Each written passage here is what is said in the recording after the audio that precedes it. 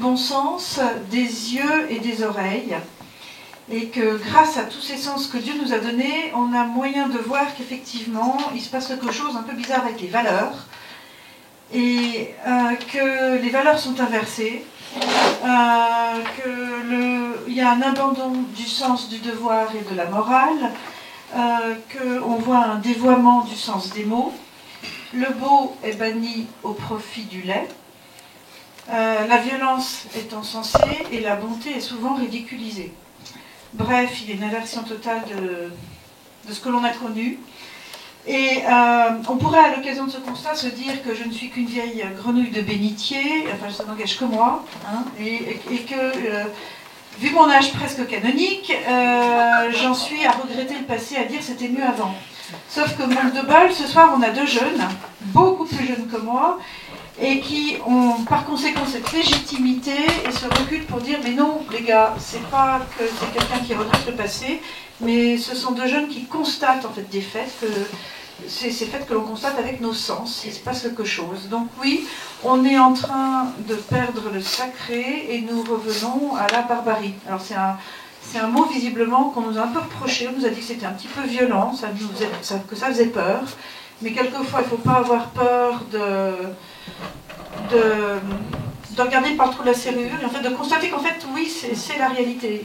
Utilisons ces mots et ayons le courage de voir les choses en face.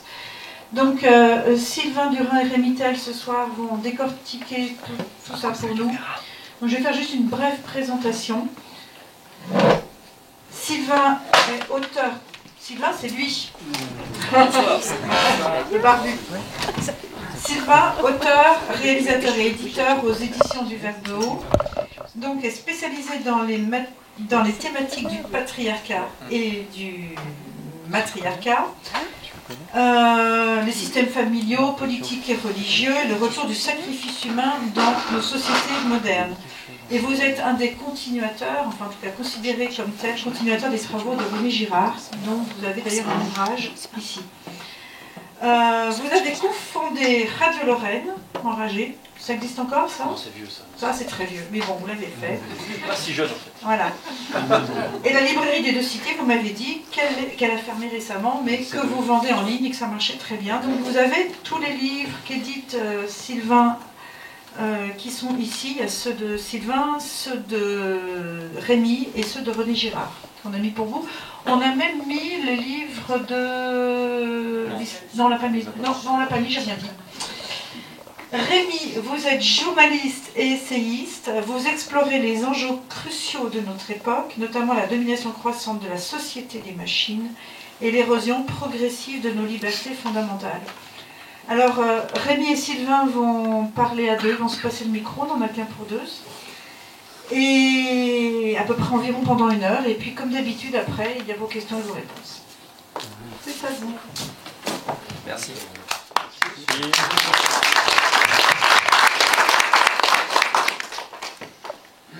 Bonsoir à tous. Merci beaucoup d'être ici ce soir, d'avoir pris du temps en semaine pour échanger sur les idées. L'objectif étant vraiment d'échanger. Et en tout cas, à titre personnel, je pense que Sylvain partage cela. Moi, ça me touche beaucoup. Et je trouve que c'est en soi un sacré témoignage d'espérance. Merci à Stéphanie, merci à Catherine, merci au Père Jean-Philippe pour l'organisation et pour l'accueil.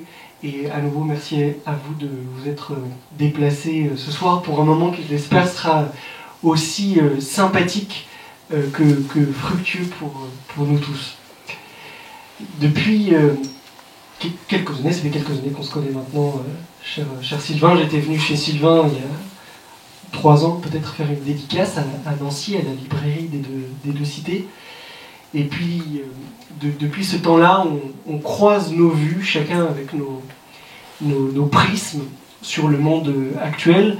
Sylvain plutôt comme anthropologue, moi je dirais comme politiste d'une certaine façon, ou comme observateur de la vie politique. Et finalement, nos vues convergent sur un constat commun, et c'est ce constat qui nous a donné l'idée d'en faire une conférence, la première ce soir, à savoir que dans le monde qu'à défaut de concepts plus précis, on pourrait appeler le monde occidental, plus la culture progresse, plus la violence s'installe. Plus l'idéologie du progrès s'empare de nos vies, plus le primitif fait son grand retour dans la société suisse, dans la société française. Et donc c'est un paradoxe assez étonnant sur lequel on a voulu s'interroger, une interrogation qui n'est pas forcément facile parce que le mythe du progrès s'assoit d'une certaine façon, est adossé à cette certitude que le présent est par définition préférable au passé et que l'avenir vaut mieux que le présent. Et donc dans un monde de déconstruction, on va essayer aussi peut-être de déconstruire un petit peu cette idée du progrès. Et au fond, depuis la Rome antique, Catherine disait que le terme barbare avait peut-être un peu choqué. Le barbare, c'est toujours l'autre. Vous savez, dans la Rome antique, le barbare, c'était les envahisseurs, finalement, qui protégeaient à la fois l'Empire romain, mais qui ont fini aussi par le détruire. Aujourd'hui, on considérerait que le barbare, c'est nous, mais dans notre ancienne version. Un nous du passé que les événements politiques, que les leçons de l'histoire, que le progrès technique auraient d'une certaine façon réussi à jeter hors de l'équation. Et nous regardons un peu avec surplomb ce que nous avons été en nous disant que nous ne pouvons plus l'être.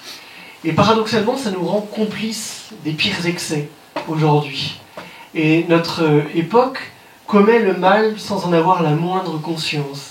Et donc on n'est pas là pour faire un prêche ou des leçons de morale, évidemment, on n'en a pas la moindre légitimité, mais pour essayer peut-être d'affaiblir cette mauvaise conscience afin de percer les mécaniques agissantes du monde actuel et de pouvoir les mettre à distance. Je disais que voilà, sans doute jamais notre espèce n'a semblé aussi avide finalement de destruction et surtout d'auto-destruction. Donc on va essayer de voir pourquoi et puis comment désactiver finalement ces logiques ensemble, en commençant par revenir avec Sylvain sur le concept même de barbarie et pour ensuite s'apercevoir qu'il est plus actuel que jamais, sans doute. Sylvain. J'en profite également pour vous remercier de votre présence. Sachez que pour des Français qui sont un peu ostracisés dans leur pays, je sais qu'on est en France, mais il y a des Suisses également, ça fait plaisir de voir des gens pleins d'énergie et qui font des choses. Et souvent en France, on est un peu mou du genou, donc on en ressortira avec beaucoup d'énergie. Une dernière chose sur l'introduction de Catherine qui me semble importante, c'est la question du découragement. C'est totalement hors sujet sur la conférence, mais le découragement, ça nous arrive à tous. Rue 89 est avant tout là pour nous décourager. Et le découragement, c'est la ruse suprême du diable. Je vous raconterai une petite anecdote si vous voulez pendant les questions, mais c'est quelque chose qui nous guette évidemment tous, qui m'arrive aussi. Mais c'est une ruse énorme du diable parce que le découragement, on n'a besoin de personne pour se décourager. On peut se décourager soi-même. Je commence, sinon je vais encore raconter d'autres choses. À l'origine de la barbarie. J'ai voulu essayer de décortiquer ce concept à travers 3 niveaux. Le niveau de la famille, le niveau, disons, du politique et le niveau du religieux. Et d'essayer d'analyser le barbare primitif. Donc le premier homme, si vous voulez, le premier barbare. Qui était-il? Comment vivait-il? Est-ce qu'il y a un dénominateur commun à une espèce de vie de violence et de barbarie? Et en travaillant sur mon premier livre, Ce sang qui nous lie, qui est celui avec la couverture rouge là-bas, je m'étais rendu compte que le monde primitif, alors monde primitif, dans ma bouche, ça n'est pas forcément quelque chose d'insultant, certains diraient archaïque, enfin, vous prenez le terme qui vous arrange, moi je dirais primitif. Je me suis rendu compte qu'il y avait une figure qui était totalement absente, c'était la figure du père biologique au sein de la famille et dans l'éducation des familles. Je donne un petit exemple, mais il y en a à foison dans toutes les monographies anthropologiques que vous pourriez lire. C'est l'exemple d'une tribu qui s'appelle les Trobriandais, qui est une tribu, disons, à peu près de la taille de notre salle.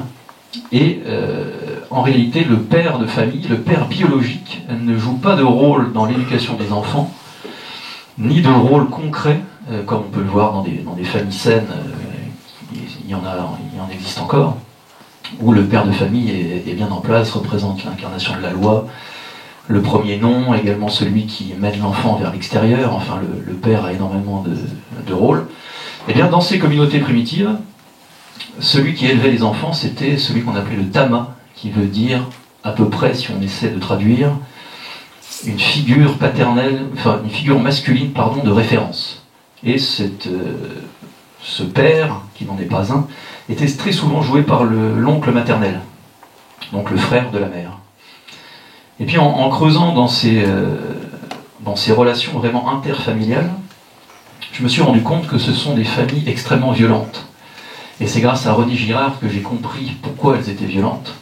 Parce que n'ayant pas de hiérarchie claire, eh bien, il y a ce que René Girard appelait une indifférenciation des rôles, c'est-à-dire que l'homme est indifférencié à la femme, le père à la mère, les enfants aux parents. Il n'y a pas vraiment de chef de famille. Et sans chef de famille, eh bien, tout le monde peut être chef en fonction des heures de la journée ou de la nuit, en fonction des activités. Et il y a ce que René Girard appelle une rivalité mimétique. Comme il y a une indifférenciation des rôles, il y a une rivalité qui vient d'un désir, le désir de commander, ce qui est tout à fait naturel. Tout homme a ce désir en lui, enfin en tout cas le désir d'être à sa place. Et comme les places ne sont pas définies, eh bien ce désir mimétique va se transformer en rivalité mimétique. Et donc il va y avoir énormément de violence dans ces familles, dans une vision un peu cyclique des choses. Donc il y a une violence interne. Je fais court parce que sinon ça va durer 1 heure. Ça c'est le premier niveau familial. Le deuxième niveau, qui est celui, disons, tribal, communautaire, qui fonctionne aussi pour une nation, eh bien c'est, disons prenons la France, eh bien il y a une indifférenciation des rôles aujourd'hui en France, puisque les hiérarchies sont bousculées. Prenons un exemple qui touche les travailleurs, si on a dans cette salle. Prenez votre entreprise, vous avez votre entreprise en tête, et dans énormément d'entreprises aujourd'hui, le chef d'entreprise n'est pas à sa place. En réalité, ça ne devrait pas être lui le chef d'entreprise. Il est là parce qu'il a Bac+12, mais en réalité, il était très fort dans ses études, mais il est très mauvais en tant que chef, parce qu'être un chef, ça ne s'apprend pas à l'école. Ça s'apprend d'abord dans sa propre famille. Ce sont des vertus aussi un peu naturelles. Mais la modernité crée une indifférenciation des rôles au sein du monde de l'entreprise, ce qui fait que le monde de l'entreprise, en règle générale, j'imagine qu'il y a des exceptions, mais depuis que je parle du monde de l'entreprise, j'ai énormément de messages de gens qui me disent « mais je vis ça aussi dans mon entreprise, etc. » L'indifférenciation des rôles crée en réalité une entreprise désaxée qui, pour être sauvée, va devoir procéder à quelque chose d'étonnant, c'est la désignation d'un bouc émissaire. Soit l'entreprise va fermer, ce qui arrive de plus en plus, soit il va falloir désigner un bouc émissaire pour l'expulser et pour se refédérer autour de son expulsion. Il y a beaucoup de psys d'entreprises qui travaillent sur ces questions-là et qui, en règle générale, sont obligés d'expulser et de virer donc le chef qui n'était pas là à sa place. Et parfois, on réussit à sauver les entreprises comme ça en mettant la personne qui était mal placée, qui était elle le chef, et puis tout redevient un peu dans l'ordre. Et bien, dans le monde tribal, communautaire, national, c'est exactement la même chose dans tous les domaines. Les gens ne sont plus à leur place aujourd'hui et la modernité fait que tout est désaxé. Qu'est-ce que ça va créer dans notre société ? Ça va créer une montée de la violence, bien évidemment, puisqu'il y a indifférenciation des rôles. Tout le monde va vouloir, par désir mimétique, restons dans l'entreprise, devenir le chef de l'entreprise. Et donc, ça crée de la violence, et violence dans la famille, plus violence dans la société. On est déjà dans quelque chose qui ressemble à un monde de barbares. Ensuite, ce qui m'a beaucoup intéressé, ce qui m'intéresse le plus, en réalité, ce sont les systèmes religieux. Pour faire très simple, dans le monde primitif, le système religieux est basé sur l'idée du cycle, c'est-à-dire sur l'idée de la métempsychose ou de la réincarnation.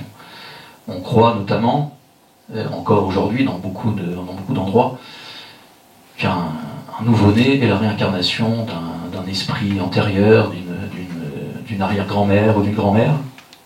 Et puis, comme ça, les générations se succèdent, toujours par réincarnation. Et dans cette tribu des Trobriandais, il y a ce dieu qu'on appelle le Baloma, qui est le dieu de la réincarnation cyclique, pour faire vraiment très très simple. Et il va falloir à un moment donné, dans les sociétés qui sont indifférenciées et qui ont de plus en plus de violence, eh bien se sortir de cette violence. Comment peut-on sortir de cette violence? Alors on va faire des dons à Dieu, à nos dieux, à nos déesses, à tout ce que vous pouvez imaginer, le dieu soleil. Pensez aux Aztèques par exemple, si vous avez vu le film de Mel Gibson.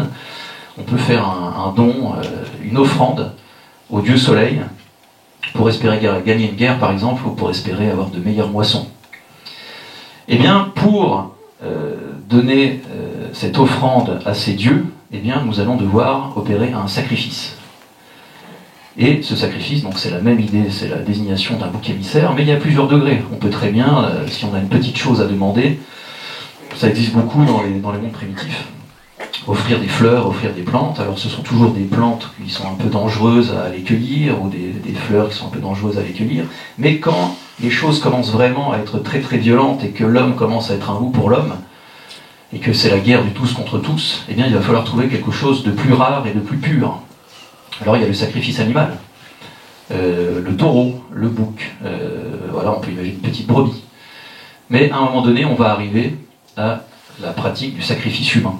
Et c'est, pour vous donner un exemple de la mythologie, si vous connaissez le mythe d'Héphaïstos notamment, Héphaïstos, avant d'être un dieu, c'était un clochard dans la communauté.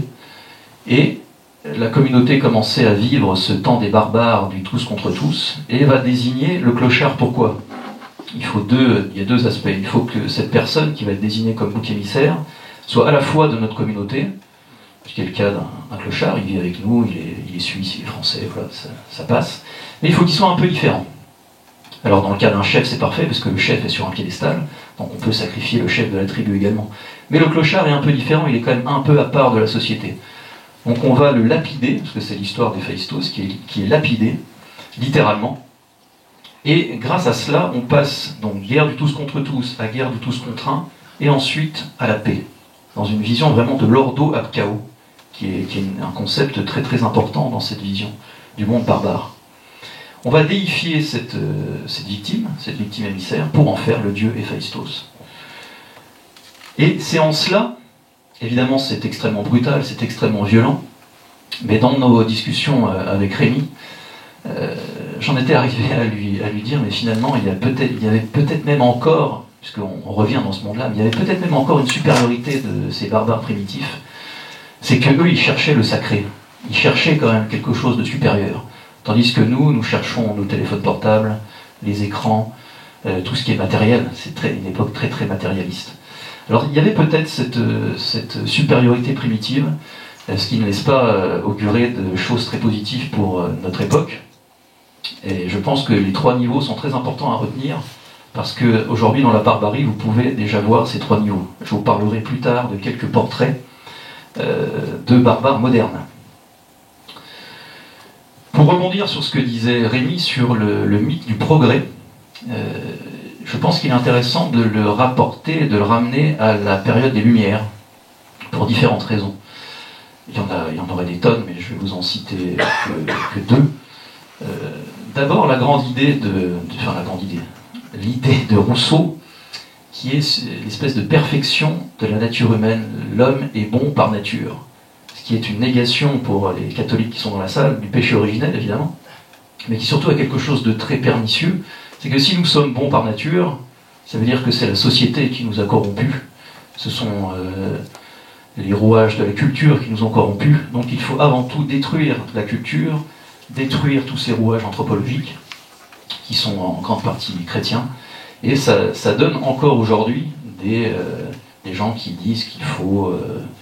je sais pas, détruire le patriarcat blanc cisgenre, ce qui permet d'ouvrir à la liberté première de l'homme de choisir qui il est. Puisqu'il est bon par nature, il n'y a aucune raison qu'il ne puisse pas choisir s'il est un homme ou une femme, s'il peut avoir les cheveux violets ou les cheveux en brosse. Enfin, voilà, il peut choisir sur absolument tous les aspects de sa vie, puisqu'il est bon par nature. Il est donc un espèce d'homme-dieu. C'est la grande idée des Lumières, et c'est la grande idée des transhumanismes aujourd'hui. Le deuxième exemple qui découle de cette idéologie des Lumières, c'est le retour du sacrifice humain par une figure très importante qui est la figure du roi, puisque les révolutionnaires n'étaient pas obligés de sacrifier le roi de France. On sait depuis bien longtemps maintenant que même sans le sacrifice du roi, tous leurs projets politiques seraient menés à bien, mais leur projet n'était pas politique, leur projet était avant tout spirituel. Donc évidemment, il fallait sacrifier le roi dans un processus de sacrifice humain. J'en parlais encore tout à l'heure. Ça a été, il faut bien comprendre, ça a été pensé de la sorte. C'est-à-dire que quand on a coupé la tête du roi, on a mimé, c'était vraiment de manière mimétique, les sacrifices de Moïse de l'époque. On a pris la tête du roi et on a aspergé la foule de son sang. Qu'est-ce que ça veut dire symboliquement? Ça veut dire que le roi de France étant le lieutenant du Christ, eh bien c'est comme si le sang du Christ retombait une seconde fois sur le peuple de France, ce qui est quelque chose d'extrêmement satanique et d'inversion des valeurs. Qu'est-ce que ça va créer? Ça va créer le retour de cet ordo ab chao, puisque le monde chrétien propose quelque chose de linéaire. C'est saint Augustin qui parle d'un temps linéaire dans le monde chrétien et non pas d'un temps cyclique, puisque Dieu s'est sacrifié pour les hommes, donc il n'y a plus besoin de sacrifier les hommes pour Dieu. Eh bien, comme ce temps cyclique redémarre, ça va être obligatoire de sacrifier des êtres humains. Que se passe-t-il après la Révolution française? La terreur, on tue des enfants, on tue des bébés, on tue des femmes, on tue des prêtres. Il faut régénérer le peuple. C'est une grande idée de l'ordo ab chao et du monde barbare. C'est qu'il y a toujours quelque chose à renouveler. Rien ne va jamais assez, rien n'est jamais assez pur. Nous ne sommes jamais assez revenus. Alors eux, ils parlent de progrès, mais nous ne sommes jamais revenus en arrière à cette nature parfaite de l'homme. Et puis pour terminer, avant de laisser la parole à Rémi, on voit dans ces processus toutes les préfigurations de toutes nos guerres modernes. On en parlait tout à l'heure avec une dame. La guerre qui se passe aujourd'hui à Gaza, la guerre en Ukraine, même prenez la Première Guerre mondiale. Moi je pense que tous ces processus sont des processus de sacrifice humain qui cherchent à régénérer non seulement l'humanité pour créer un homme nouveau, et régénérer les nations, régénérer la morale, régénérer la culture, régénérer en fait toute l'anthropologie de nos existences. Donc il fallait tuer les catholiques à la Première Guerre mondiale, il faut tuer les gens de Gaza pour mener à un messie supérieur, etc. Donc il faut bien comprendre dans cette introduction que nous n'avons pas inventé la barbarie, mais il y avait quelque chose quand même un peu supérieur, c'est qu'à l'époque, les barbares n'ayant pas connaissance du Christ, cherchaient ce qu'ils pouvaient bien trouver et s'inventer des dieux. Aujourd'hui aussi on s'invente des dieux, mais qui sont des dieux beaucoup plus matériels.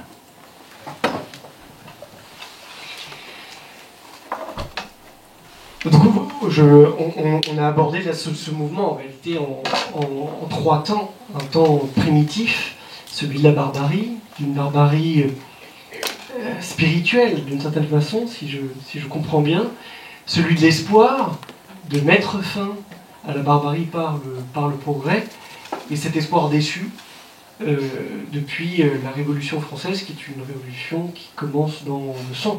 On aurait pu parler aussi du génocide vendéen et de la façon dont des dizaines de milliers, des centaines de milliers de Français ont été sacrifiés sur l'autel de cette révolution. Le temps difficile maintenant à savoir identifier ce qui, dans notre présent, relève aujourd'hui de la barbarie. Sylvain a distingué trois traits caractéristiques: la violence, l'indifférenciation et le sacrifice. La question de la violence, je m'y attarde pas parce que je crois qu'instinctivement, on la saisit à peu près tous. Et les psychiatres, les anthropologues, les sociologues qui travaillent aujourd'hui sur ces questions vous disent que nous avons affaire à des individus de plus en plus jeunes qui frappent de plus en plus fort, sans enveloppe psychique pour les contenir, et l'actualité chaque jour démontre ce que les générations, et notamment les générations les plus jeunes, comme la mienne, ce dont elles sont capables aujourd'hui sans raison apparente. Le pédopsychiatre Maurice Berger avait publié un livre sur la violence gratuite en France. Toutes les 2 minutes, en France, une plainte est déposée, sachant que la proportion de plaintes par rapport au nombre d'agressions est infime, pour une agression sans motif. C'est-à-dire même pas un motif crapuleux, vous prendre les 20 € que vous avez dans la poche. Une agression sans motif. Aujourd'hui, des jeunes se font assassiner à coups de tournevis pour une cigarette refusée, pour un regard échangées, vous avez des déchargements comme ça pulsionnels qu'on observe avec une forme de... Certains ont parlé d'ensauvagement, en tout cas d'absence complète de limites, d'absence de référentiel.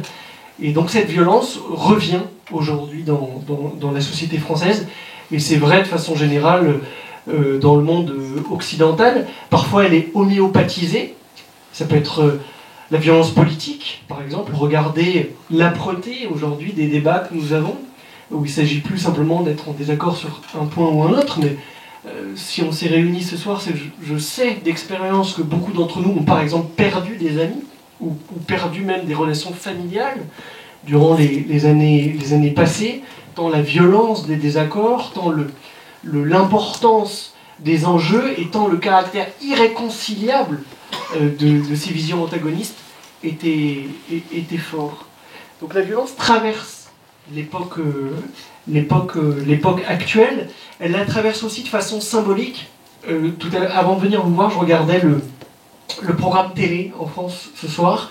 Sur les 22 chaînes de la TNT, vous en avez 15 de mémoire ou 17 qui proposent un programme directement lié à la violence. En règle générale, c'est une série criminelle. Il avait été démontré que les adolescents, lorsqu'ils parviennent à l'âge adulte, ont été les témoins en moyenne de 14 000 scènes de meurtre à la télévision. La violence se trouve aujourd'hui associée à des champs dont elle était jusqu'ici exclue. L'érotisme dans la pornographie, vous avez une saturation de la pornographie violente, dans les jeux vidéo évidemment, et dans tous les contenus aussi proposés aux enfants et aux adolescents. Et bien sûr, quand Emmanuel Macron justifie les émeutes de l'été 2023 par les jeux vidéo, chez des gens comme nous, ça nous fait sourire. Mais si on met de côté la question de sa responsabilité propre et de la responsabilité de sa famille de pensée, il y a un vrai sujet. C'est-à-dire que les représentations aujourd'hui offertes aux plus jeunes ne sont plus les mêmes qu'il y a 30 ou 40 ans. Vous fabriquez pas le même genre d'individus quand vous les mettez devant La Petite Maison dans la Prairie ou devant Breaking Bad. C'est d'une évidence tautologique, mais c'est une question qui n'est pas pensée aujourd'hui. Pourquoi? Et on y reviendra après. Parce que la violence rapporte. Vous savez, il y a ce sociologue de gauche qui nous déteste d'ailleurs, qui s'appelle Gérald Bronner, qui avait dirigé la commission contre le complotisme. Et il a écrit un bouquin qui s'appelle Apocalypse cognitive. Et dans cet ouvrage, il part du constat, qui est un constat vérifié, d'une forme de libération du temps de cerveau dans la société industrielle, puisque les robots ménagers, notamment, permettent aux hommes, aux femmes, d'avoir plus de temps libre qu'il y a 40 ou il y a 50 ans. Et Gérald Bronner se pose la question suivante: que font les gens de ce temps de cerveau disponible supplémentaire? Et les statistiques ne mentent pas. Le temps de cerveau disponible supplémentaire, aujourd'hui, est essentiellement consacré à la conflictualité, à la violence, à la pornographie, et à ce qui, de près ou de loin, nous tire un peu, tire nos âmes vers le bas. Si vous voulez, tout ça agit de la même façon qu'une gourmandise, c'est-à-dire que c'est consommé rapidement, c'est satisfaisant rapidement, mais ça vous consume. Et donc ça, c'est un sujet dont on va reparler. Donc, la question de la violence, premier trait caractéristique de la barbarie, avec ce grand retour aujourd'hui dans le monde occidental. L'indifférenciation. C'est pareil, j'ai pas besoin de revenir trop longtemps là-dessus. On parle tous les jours de cette théorie du genre, de l'idée selon laquelle le sexe qui est assigné à la naissance est une pacotille comparée à l'identification que l'on a pour... Et vous voyez, ce week-end encore, j'ai été le témoin d'histoires absolument sordides de gens, de parents auxquels on retire la garde des enfants parce que les enfants de 12-13 ans décident un jour qu'ils ne sont pas une petite fille mais un petit garçon ou l'inverse. Et puis vous avez des éducateurs, vous avez des médecins qui se mêlent de tout cela et qui prennent le pouvoir en réalité sur les corps des plus jeunes. L'indifférenciation aujourd'hui, c'est aussi l'indifférenciation entre l'homme et la machine. évidemment, avec cette question de plus en plus pressante du transhumanisme. Et peut-être que beaucoup d'entre vous se sont réjouis, sans doute à juste titre, en tout cas moi j'en faisais partie aussi, mais de la victoire de Donald Trump en novembre dernier à la Maison-Blanche. Elon Musk se propose aujourd'hui d'interfacer l'homme et la machine et d'entrer finalement dans une nouvelle ère de l'humanité qui nous renverrait à cette période entre Cro-Magnon et Néandertal de coexistence sur la planète Terre, d'humanité différentes dans leur nature même, avec cette union de la chair et du fer. Une indifférenciation entre l'homme et l'animal. Vous l'avez peut-être entendu, mais récemment, sur une grande radio française, RTL, un médecin de plateau proposait une chronique sur le fait de manger avec ses mains, en expliquant que c'était la solution la plus saine, la plus éco, tout ce que vous voulez. Et donc là, ça nous renvoie concrètement à notre animalité. À notre animalité, à nouveau dans une dimension pulsionnelle qui aujourd'hui se passe de tout rituel. Vous savez, il y a quelques années, j'ai eu la chance de vivre aux États-Unis. Il y a quelque chose qui me frappait toujours, c'est qu'il n'y avait pas d'heure pour manger. Et il n'y avait pas d'heure pour manger, et les gens ont l'habitude d'y manger souvent seuls. C'est-à-dire que vous allez au restaurant, déjà c'est essentiellement la commande, on cuisine assez peu, et lorsque vous allez au restaurant, vous mangez tout seul. Alors, moi, à 17h30, j'allais puis je prenais une assiette et je mangeais tout seul. Cette perte-là du rituel. Or, vous savez que le rituel, c'est ce qui contient, d'une certaine façon, c'est ce qui retient l'homme, avec cette phrase fameuse répétée 100 fois de Camus, un homme, ça se retient. Et on en reparlera un petit peu après, mais vous n'êtes pas non plus sans savoir que les États-Unis regroupent 4,5% de la population mondiale et 67% des tueurs en série. Et je crois qu'il y a une question fondamentale qui est posée autour de la place du rituel dans la société américaine et de l'absence de rituel. Donc la violence, l'indifférenciation, et enfin le sacrifice, c'est le sujet un petit peu difficile, et là il ne s'agit pas de jugement de valeur, mais tout simplement d'observer ce qui est. Depuis 1975, on a à peu près 11 millions d'avortements qui ont été pratiqués en France, aux États-Unis par exemple, dans une dizaine d'États, même depuis le changement de jurisprudence de la Cour suprême, il est encore possible d'avorter jusqu'au terme de la grossesse. Dans le projet de loi bioéthique de 2021, les macronistes ont tenté de faire passer l'IMG pour détresse psychosociale, c'est-à-dire la possibilité de mettre fin à la vie jusqu'à la naissance pour une détresse psychosociale. Le débat revient sur la question de l'euthanasie. Moi, c'est des sujets où, à titre professionnel, j'ai beaucoup travaillé dessus. On avait obtenu une forme de victoire, c'était de faire reporter le projet de loi suffisamment de fois pour qu'il ne soit pas examiné. Mais vous voyez que du côté, par exemple, de la présidente de l'Assemblée nationale, d'un certain nombre de spiritualités laïques, pour ne pas nommer la franc-maçonnerie, il y a une obsession autour de la légalisation de l'euthanasie en France, alors que notre pays accueille chaque année 200 000 personnes, enfin refuse chaque année à 200 000 personnes des soins de fin de vie qui leur permettent d'être accompagnés, y compris dans la douleur physique, et y compris d'ailleurs si cet accompagnement entraîne pour double effet de précipiter leur mort. Mais là, la France n'a pas de budget, ou alors un budget complètement bancal, on est à deux doigts de la banqueroute, et vous aurez remarqué qu'une obsession, l'obsession là, du moment de la classe politique, c'est la légalisation de l'euthanasie. Rappelez-vous, pendant le Covid, comme les rites funéraires ont été complètement jetés par-dessus bord. Parce que il y avait cette incertitude sur la transmission, on a interdit, par exemple, à certains croyants de recevoir la visite d'un prêtre, à certains proches endeuillés de veiller leurs défunts. Et vous voyez, ça, ce sont des marqueurs d'humanité. Les anthropologues font remonter les débuts de l'humanité aux premiers rites funéraires. Et ces rites funéraires s'effacent peu à peu. Quelque temps, il y avait une chercheuse, je crois que c'était l'université d'Oslo, qui proposait d'utiliser les femmes en état de mort cérébrale comme mères porteuses. Vous avez entendu une proposition peut-être, il y a quelques années, 1 an ou 2 ans, de la vice-présidente MoDem de l'Assemblée nationale sur le compost humain. Cette idée que on puisse utiliser votre dépouille comme compost, et alors il y a un nom, évidemment ils ont trouvé un nom un peu vendeur, je crois que c'est de l'humusation ou quelque chose comme ça, mais enfin, la réalité est celle-ci. Donc, sur ces traits distinctifs de la barbarie, la violence, l'indifférenciation, le sacrifice, la culture de mort, eh bien, vous voyez qu'en réalité on est en plein dedans.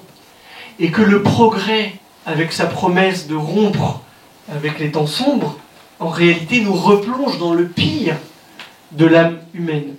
Et évidemment, je passe même sur le rapport de plus en plus étroit entre la technologie et la politique, qui rend également infiniment plus létale la question politique et la question du conflit politique.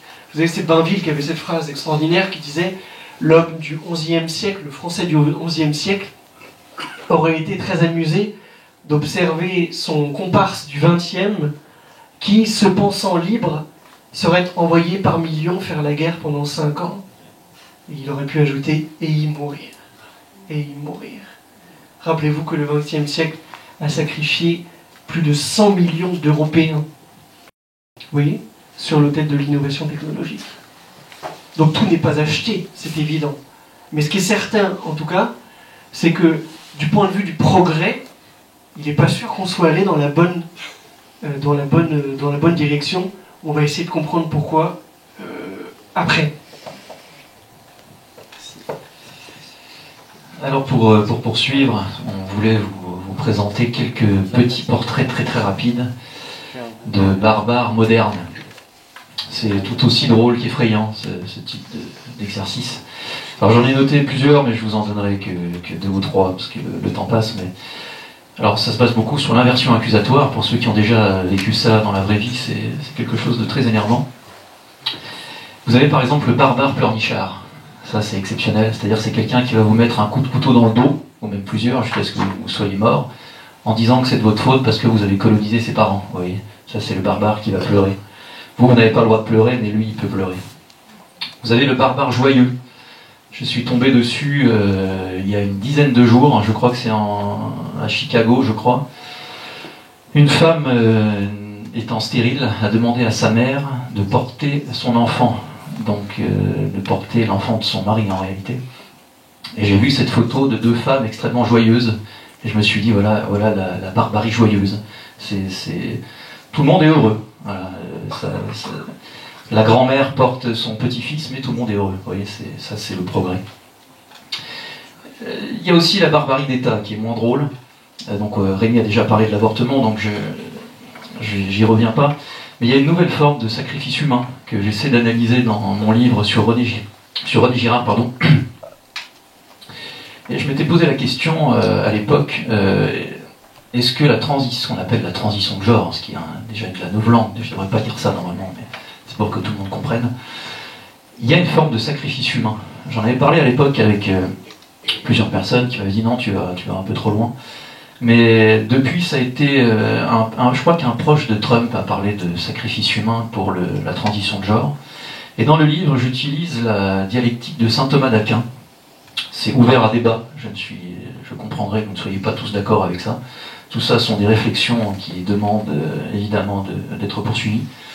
Mais dans la transition de genre, alors vous connaissez la dialectique de saint Thomas d'Aquin de la puissance et de l'acte. Quelque chose qui est en puissance n'est pas encore en acte, et puis quand il s'est développé, il devient en acte.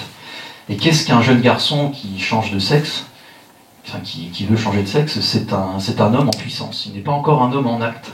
Et quand vous faites cette transition de genre, que ce soit par médicament ou par ablation des parties génitales, eh bien en fait vous sacrifiez l'avenir, ce qui est totalement horrible. Vous sacrifiez l'être et vous sacrifiez l'acte. C'est-à-dire que la puissance n'a pas le temps d'aller à sa finalité, Et vous savez que toute chose, tout être, a comme objectif unique sa finalité, la création de l'homme. L'homme a pour objectif sa finalité qui est le retour à Dieu. Enfin voilà, vous connaissez toutes ces dialectiques. Et en creusant cette puissance et cet acte, eh bien, mon avis est fait. Je vous laisserai vous faire le vôtre en nous lisant, mais je pense vraiment que c'est une nouvelle forme de sacrifice humain, et qui mène d'ailleurs à un véritable sacrifice, puisqu'il y a énormément de suicides ensuite, quelques années après, quand on se rend compte que les choses sont irréversibles. J'en avais d'autres, mais je passe la parole à Rémi. Alors pourquoi ce retour de la barbarie à travers le progressisme? C'est quand même finalement ce qu'il y a de plus intéressant, parce que c'est ce qui permettrait peut-être de s'en défaire. Alors on ne prétend pas répondre de façon définitive, mais on a émis quelques hypothèses. La première, c'est une sorte d'hypothèse symbolique. À savoir que le mythe du progrès, par définition, c'est la supériorité du présent sur le passé et de l'avenir sur le présent. C'est l'idée donc que l'ancien mérite finalement d'être subverti. C'est donc une forme d'éloge de la transgression. Et il a suffi de passer 10 minutes devant la cérémonie d'ouverture des Jeux Olympiques cet été pour comprendre à quel point la transgression était au fondement en réalité du fonctionnement social dans le monde occidental, dans le monde dit progressiste. Où vous avez donc une disparition de la loi, avec un petit L, c'est tout le débat, j'y reviens pas, mais sur l'absence de peine par exemple, des crimes réels, mais des peines symboliques ou imaginaires ou très sympathiques, mais aussi de la loi avec un grand L, c'est-à-dire une forme de loi transcendante qui dépasse simplement la question du jugement humain, évidemment la loi de Dieu, ou même une forme de morale, plus simplement. Et vous voyez, tout à l'heure, je vous parlais de la question des tueurs en série. Il y a une base de données qui existe, qui est la base de données de l'université de Radford et de la Florida Gulf Coast University. Et donc vous avez tout sur les tueurs en série aux États-Unis. Et vous avez une épidémie en réalité de tueurs en série. Est-ce que vous pourriez, comme ça c'est une petite question, est-ce que vous imaginez à partir de quand démarre cette épidémie de tueurs en série aux États-Unis? Je ne sais pas si vous avez une date à... Les années 60. Oui. Kennedy. Avec Ted Bundy. Ouais. 1969. Aïe. C'est donc un an après 1968. Et que consacre 1968, si ce n'est la disparition de la loi, de toute forme d'hétéronomie, c'est-à-dire de contrainte extérieure à soi-même. Donc ça, c'est sans doute la première hypothèse. Et sur la question de la loi avec un petit L, les criminologues, les pédopsychiatres vous disent qu'un délit, un crime qui n'est pas sanctionné psychiquement, c'est un crime ou un délit qui est autorisé. Et le grand juriste italien Beccaria, il y a plusieurs siècles déjà, montrait que pour juguler le crime, il suffisait de prononcer des peines certaines, quitte à ce qu'elles soient courtes, certaines et qui interviennent rapidement entre le moment où le méfait est commis et le moment où la sanction est prise. Sinon, elles n'ont aucun sens. Donc voilà pour une première hypothèse explicative. La société progressiste, c'est une société qui consacre en réalité la transgression. Et donc, comment s'étonner que la transgression, y compris dans les comportements individuels, y compris dans les comportements déviants,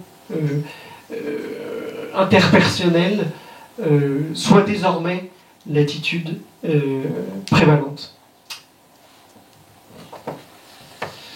Une autre tentative d'approche explicative sur ce retour de la barbarie. Je pense que vous connaissez Monseigneur Gaume. Si vous ne le connaissez pas, je vous invite à le lire.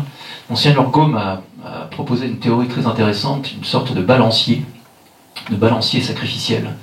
Il nous explique la chose suivante, c'est que plus il y a la pratique de la messe, à savoir le renouvellement non sanglant du sacrifice du Christ, qui lui était sanglant, et moins il y a de pratiques de sacrifice humain.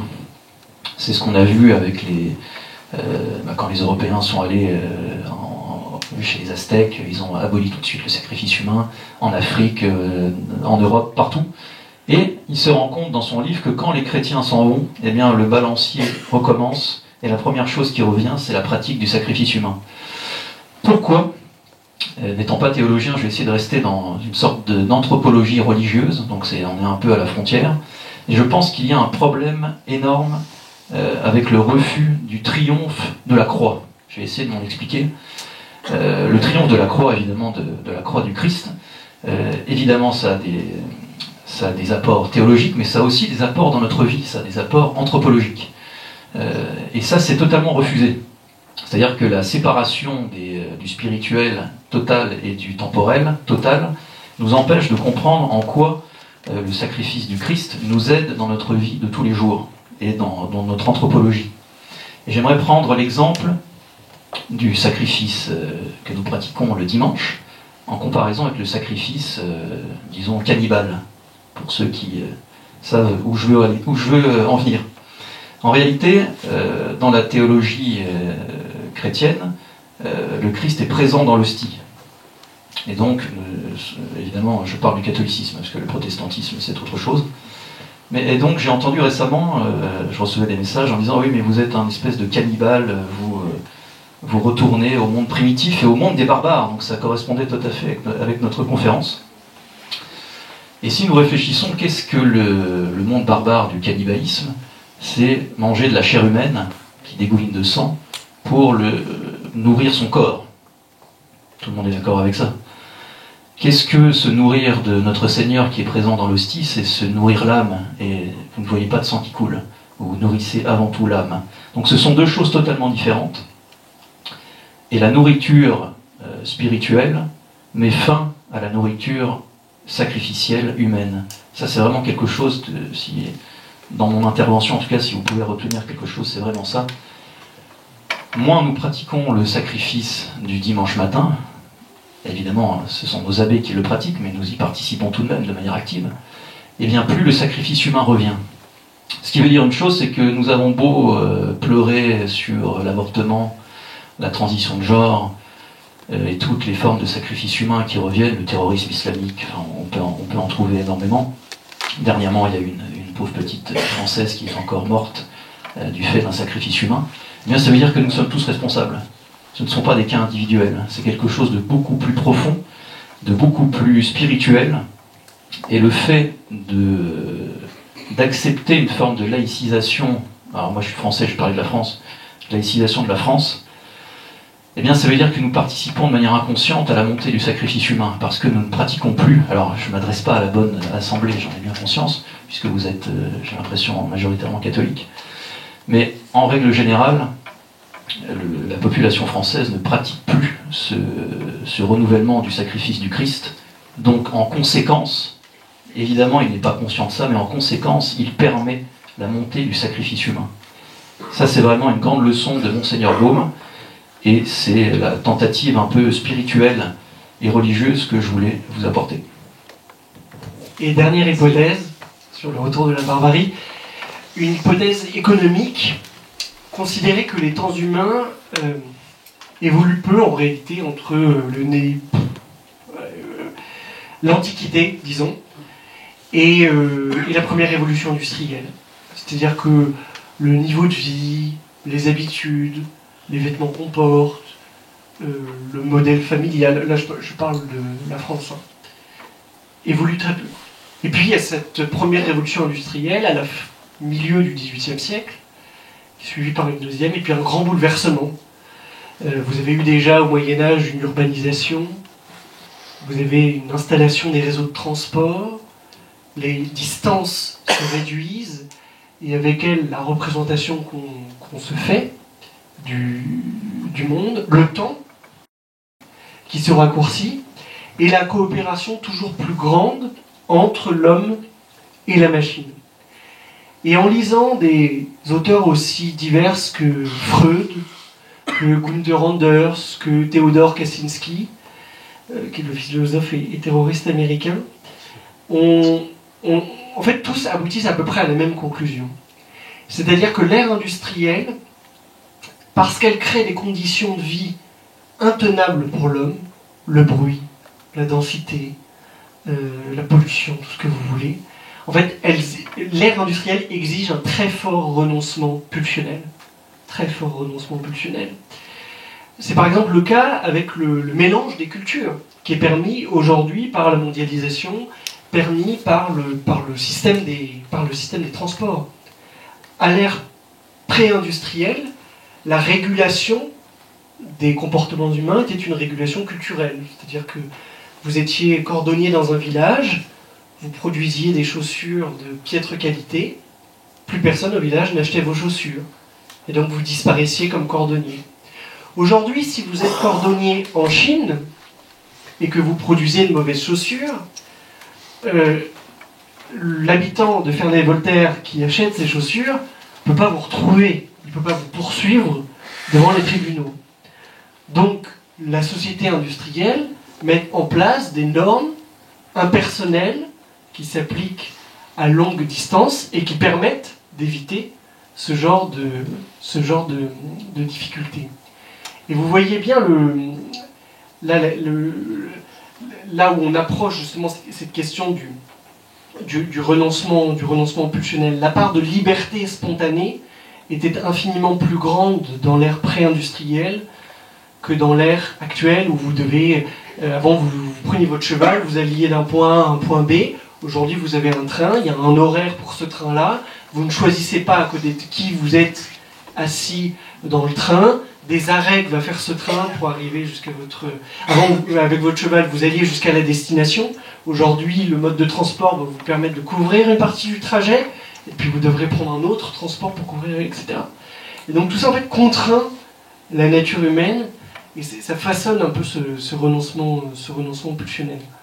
Et Freud, en fait, montre que ce renoncement pulsionnel de l'ère industrielle crée un grand sentiment de culpabilité. En fait, c'est une agression. La pulsion, si vous voulez, la pulsion humaine, c'est ce qu'avait montré aussi Nietzsche dans Généalogie de la morale. En fait, la pulsion instinctive animale, elle se retourne en réalité contre soi, c'est ce qui crée le sentiment de culpabilité.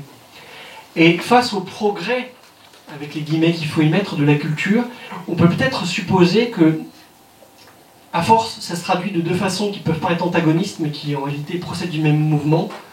Une hyper-culpabilisation chez les uns, ce serait une forme de wokisme d'une certaine façon, et qui explique le caractère masochiste, profondément masochiste, de l'idéologie woke, et chez les autres, et notamment lorsque vous avez ce mélange culturel, disons qui viennent d'autres cultures, qui sont peut-être moins préparées à ce renoncement pulsionnel, et c'est pas une critique de mon sens, je pense qu'une grande partie du malheur actuel vient de ce renoncement pulsionnel, donc à la limite je loue l'incapacité à renoncer, mais... Et là, vous avez ces caractères de débordement, au contraire de débordement pulsionnel.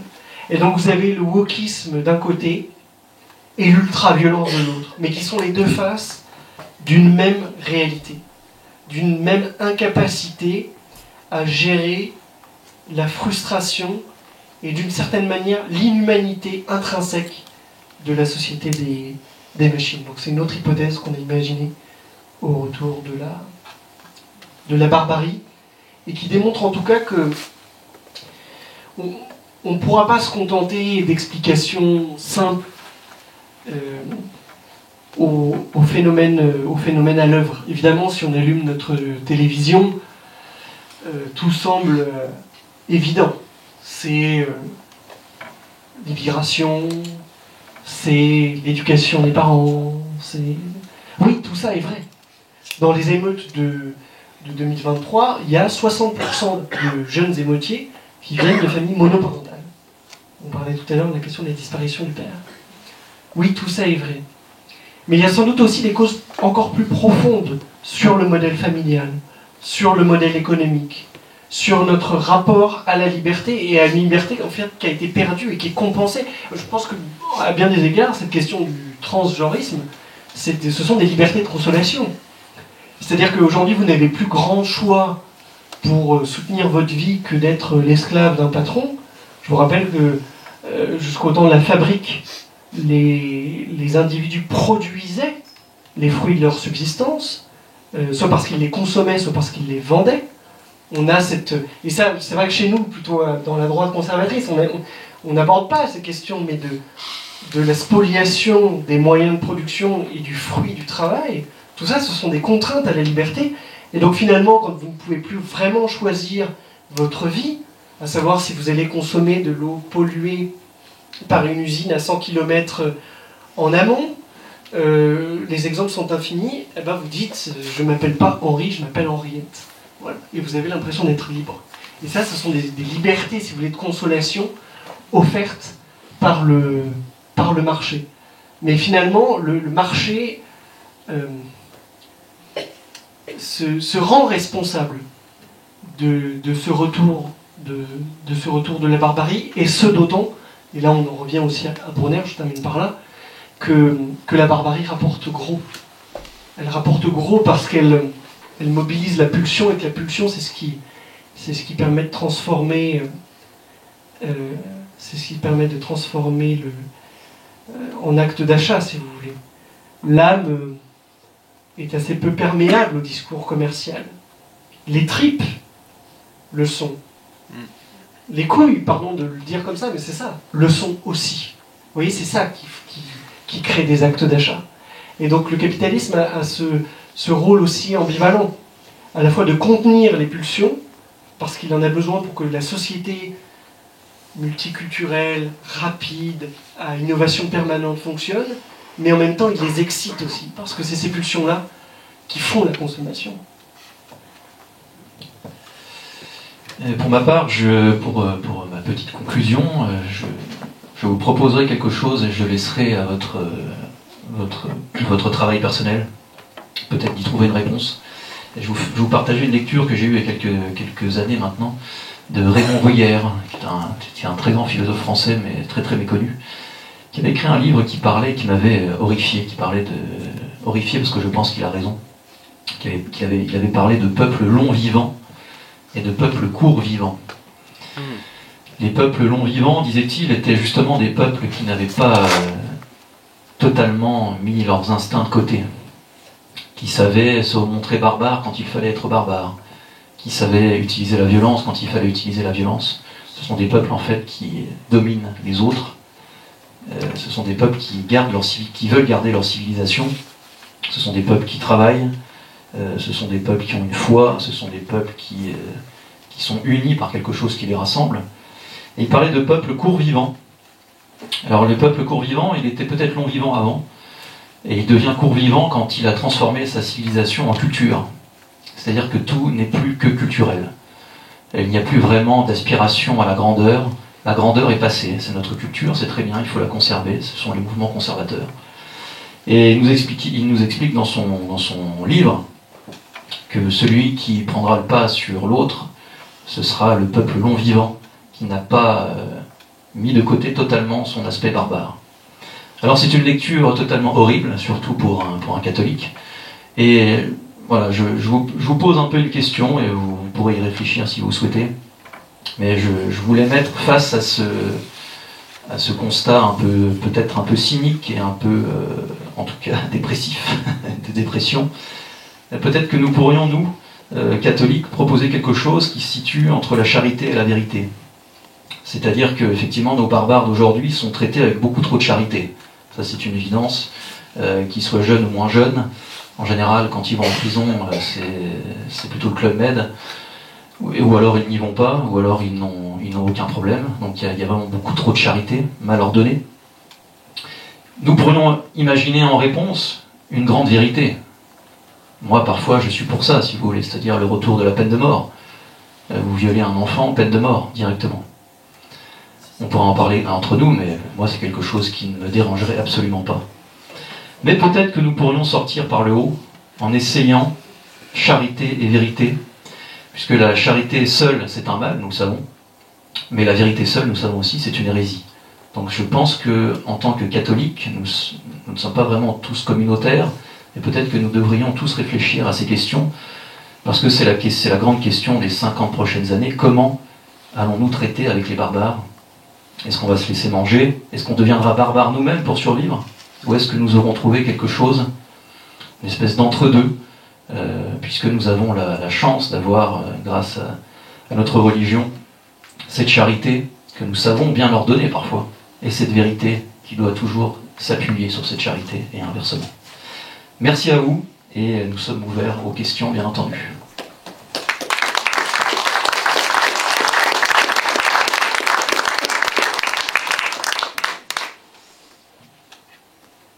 Sylvain, tu avais proposé de parler du découragement au début. Tu te souviens de... Oui, oui, oui. Tu peux peut-être commencer par ça. Bah, la question c'est... Vous avez parlé du découragement au début de session. Est-ce que vous pourrez élaborer, s'il vous plaît? Tout à fait.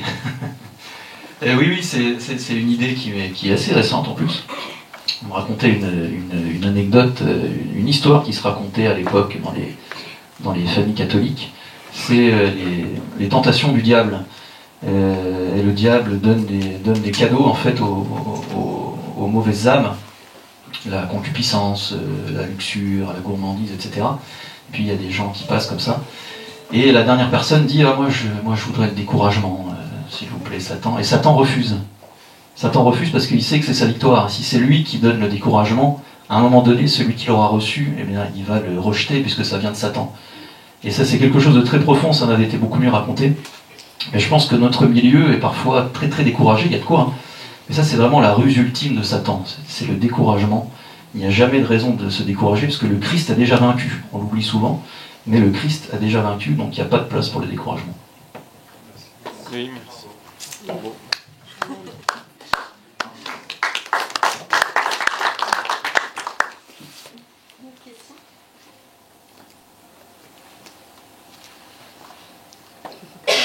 Je suis pas sûr d'avoir totalement cerné en quoi la peine de mort serait pas une forme de sacrifice humain.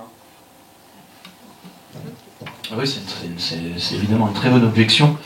Alors Aristote et saint Thomas d'Aquin étaient très clairs là-dessus, mais je ne vais pas vous le refaire. Disons que, à mon avis, ça demande encore discussion. Si l'État français actuel revenait à la peine de mort, je serais contre. Évidemment. En revanche, si demain une église, disons, redevenait un peu traditionnelle, et puis si nous avions nous aussi le retour d'une figure de pouvoir plus traditionnelle, je pense que là il y aurait une certaine légitimité à aller jusqu'à la peine de mort pour le bien commun. Ça c'est vraiment dans Aristote, hein. Parfois en fait la charité doit aller jusque là. Alors ça peut paraître très très paradoxal, mais pour le bien commun général, un violeur d'enfants, la peine de mort n'est pas si délirante. Encore une fois, il faut que ce soit acté par un pouvoir spirituel très clair, qui n'est pas vérolé, et un pouvoir politique qui est soumis à ce pouvoir-là. Donc tout ça, c'est des questions, j'ai pas vraiment de réponse à donner, mais ce sont des choses à laquelle on peut penser entre nous, mais l'abolition de la peine de mort est aussi un problème symbolique, parce que il y avait la peine de mort qui était quelque chose de supérieur, et puis après il y avait toutes les autres échelles de peine. Ce qui fait qu'aujourd'hui il n'y a plus aucune échelle de peine. Aujourd'hui vous êtes à perpétuité, mais dans 7 ans vous êtes sorti. Vous voyez ce que je veux dire? C'est encore un autre sujet, mais d'avoir quelque chose de vraiment quasiment un espèce de châtiment un peu transcendant, qui soit encore validé par un pouvoir spirituel, pourrait permettre, ne serait-ce que quelque chose de quand même très très positif, c'est que les peines soient faites. C'est-à-dire si vous êtes condamné à perpétuité, vous restez en prison toute votre vie, vous ne sortez pas au bout de 8 ans. Ça, ce serait un moindre mal. Et peut-être que d'avoir ce totem au-dessus aiderait. Je n'ai pas la réponse à ça, c'est une question, encore une fois, à discuter entre nous tous.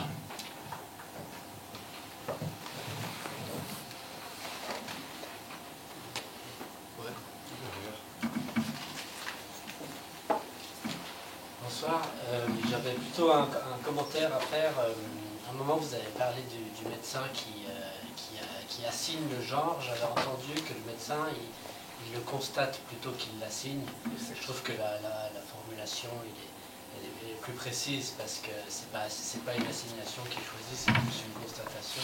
Je pense qu'on est tous d'accord là-dessus. Et puis j'avais aussi un commentaire à faire par rapport à l'ordre après le chaos que vous mentionnez. C'est le credo de la ville de Genève, du canton de Genève, post tenebras lux. Et c'est vrai que ça s'est passé aussi pas mal dans la douleur,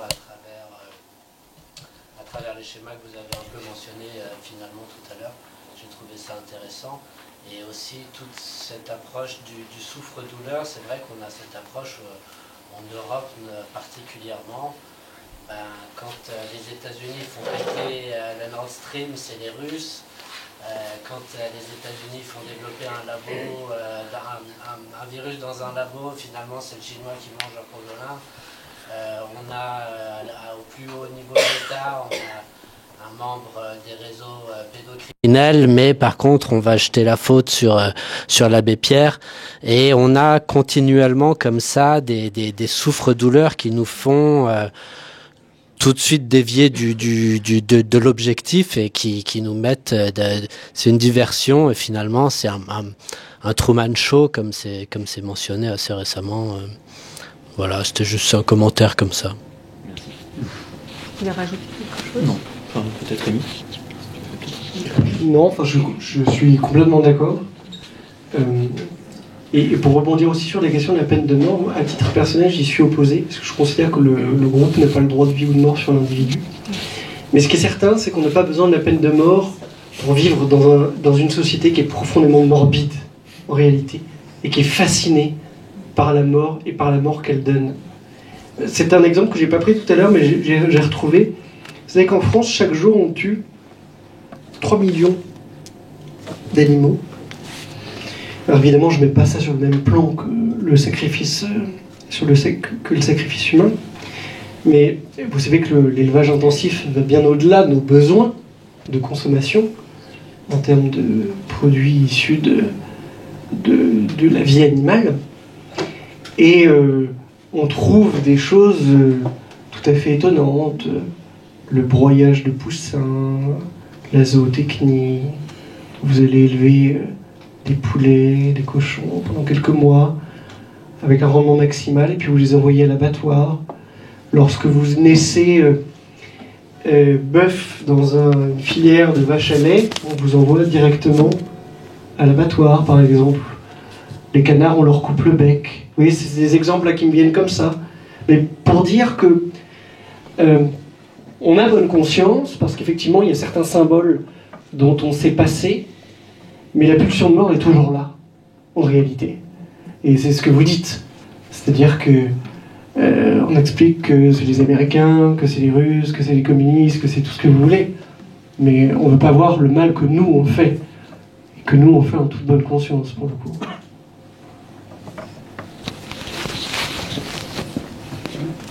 Oui, j'ai juste une petite réflexion. C'est un livre que j'avais lu sur la peine de mort. C'est un jeune homme qui, lui, a mis enceinte la fille d'un professeur. Et puis, il demande au beau-père, il demande au professeur de pouvoir avorter. Et puis, il dit non. Alors, lui, l'avortement, c'est un droit, etc., etc. Et puis, le professeur, à un moment donné, il dit « Est-ce que vous êtes pour la peine de mort ?» Oh, absolument pas.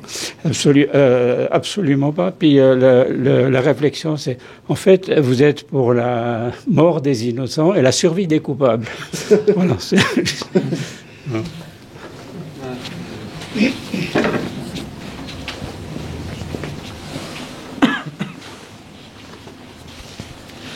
Oui, pour revenir sur la peine de mort, il ne faut pas oublier qu'on a mis dans la Constitution française le droit à l'avortement, ce qui, entre autres, est quand même une peine de mort.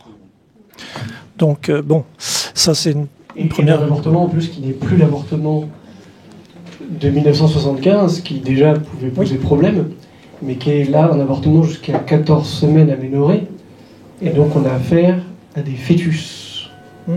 Et vous savez que des professeurs de médecine, comme le professeur Israël Nizan, qui avait été l'un des pionniers de la légalisation de l'IVG, ont supplié les médecins, les députés, en leur disant « Venez voir ce qu'il en coûte pour un médecin d'avorter un fœtus de 14 semaines. » où on est obligé de casser le crâne avec une pince. Vous voyez? Les députés n'ont pas voulu suivre. Il y a un aspect assez sordide, c'est que cette loi est passée pendant le Covid. Bien sûr. Et d'ailleurs, je ne sais pas si vous vous souvenez, puisque vous parlez du Covid, je ne sais pas si vous vous souvenez, quand il y a eu les conférences de presse, c'est drôle, hein, parce que au tout départ du Covid, on nous a expliqué qu'il fallait tout arrêter pour protéger la vie. Et je ne sais pas si vous vous souvenez, mais la première conférence de presse, à l'époque, c'était encore Agnès Buzyn, qui était ministre de la Santé. Elle a dit la priorité, c'est de pouvoir garantir la continuité du service de l'avortement. Regardez cette conférence de presse. Elle avait défini 2 priorités, je ne sais plus quelle était la deuxième, mais l'une des 2 priorités, c'était de pouvoir garantir l'accès des femmes à l'avortement. Et après le Covid, c'est de l'inscrire dans la Constitution, intouchable comme ça. Donc on peut avoir tous les avis du monde sur l'avortement, mais vous voyez bien que c'est quelque chose qui est de l'ordre de la passion, en fait, de la passion politique, et qui dépasse simplement le point de vue ou l'idéologie. Là, c'est la pulsion de mort, en réalité. C'est une pulsion de mort. C'est ce que vous avez dit, c'est de se rendre compte qu'à la 15e semaine, 14e, il va falloir intervenir sur un fœtus. Et on ne veut jamais se prononcer à quel moment de l'embryon ça passe au fœtus. Non, mais là aussi, comment on peut accepter ça quand on entend, quand on a été mère,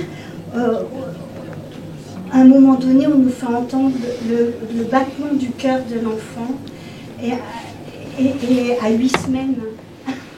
Donc comment on peut imaginer qu'on rajoute des mois et puis on se dise ah ben c'est pas vivant, ce battement de cœur, c'est pas la vie.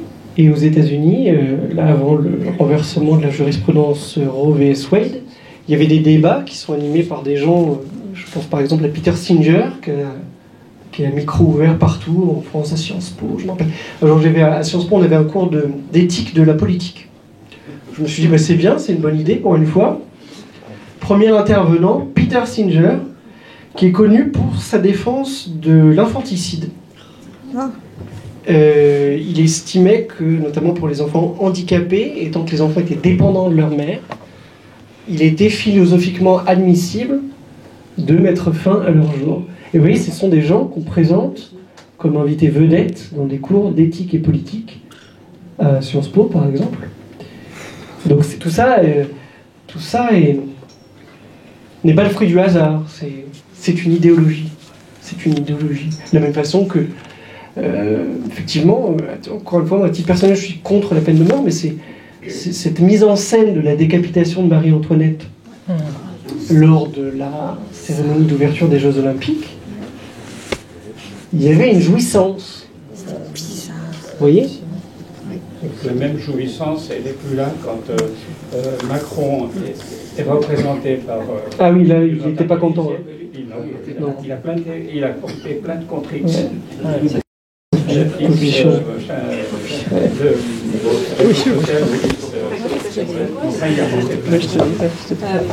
On va terminer avec le monsieur qui a le micro. Ça, je peux le faire passer. Oui, alors, c'est une note un petit peu négative, en tout cas un petit peu triste. On peut constater quand même tous les jours un glissement au niveau sociétal dans le gouffre. J'ai eu récemment à entendre une émission concernant la prostitution des jeunes filles. En France, c'est absolument incroyable. C'est indicible. C'est devenu quelque chose de courant, de banal.